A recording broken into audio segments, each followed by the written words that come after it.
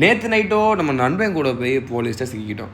இன்றைக்கி மதியம் மொட்டை வெயிலில் நடு ரோட்டில் பஸ்ஸு பிரேக் டவுன் ஆகி சிக்கிக்கிட்டோம்.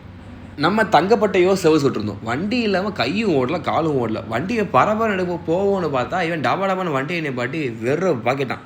இந்தா வருது அந்த வருதுன்னு அவன் 2வது பஸ் அனுப்பி விட்றதுக்கு 20 நிமிஷங்க.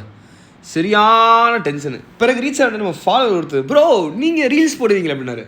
ப்ரோ நான் தான் அப்படின்னு நமக்கு சரியான மகிழ்ச்சி.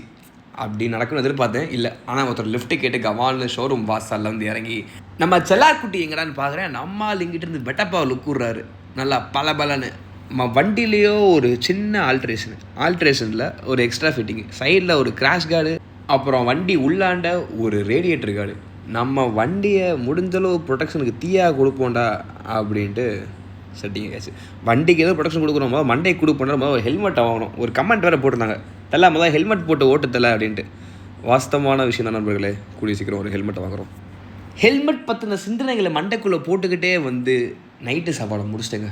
ஒரு 2 மட்டன் தோசை சாப்பிட்டு முடிச்சுட்டு வெளியே வரேன். நம்ம வண்டியை பார்த்து நானே ஷாக் ஆகிட்டேன். என்னடா அப்போ தான் எனக்கே புரிஞ்சிச்சு, இந்த வண்டி வச்சுருக்காங்க எதுக்கு வண்டியை ஃபோட்டோவாக எடுத்து தாக்குறாங்க அப்படின்னு. பிறகு அது முக்கு கடையிலே ஒரு மான்ஸ்டர் எனர்ஜியை வாங்கி மடார்னு அடிச்சுட்டு நைட்டு நம்ம ஃப்ரெண்ட்ஸ் கூட அட்டி. ஓகே, வீடியோட முடிவுக்கு வந்தாச்சு. Stay tune guys, தூக்குறோம்.